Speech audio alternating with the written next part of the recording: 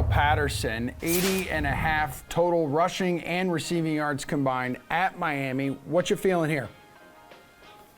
I'm going to say too low.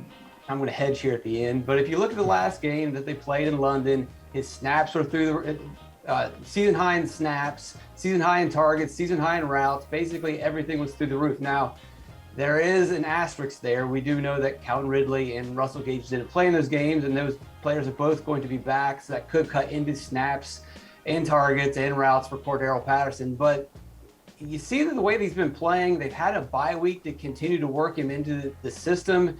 It would be foolish for the Falcons in a game where you've got a Dolphins defense that hasn't played well to just put him back on the bench.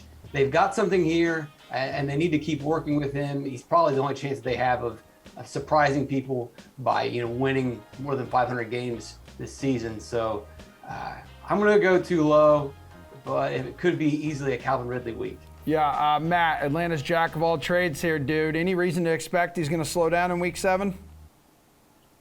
So this game is really intriguing to me. I'll kind of tease this for a later segment because I think the Falcons are just really overvalued in general here. But for Patterson specifically, he's been so much better than Mike Davis that I do think kind of what Pearce was saying is that we should see his workload keep increasing even with their receivers coming back. This is a big number now, though. Earlier in the season, I think you could have gotten a rushing receiving prop on Patterson for half of this amount. Now we're up to 80.5. So I think I'm leaning towards it being too low. This is going to be a weird game, though. We might have some rain in the forecast, and it's just I don't know how these teams are going to play. I think both of them are pretty bad. But I'm leaning towards the over here. It's just I think this game can go any number of directions, especially if the weather becomes a factor. So it's not my most confident take, but I do think Patterson will be a big factor in this game.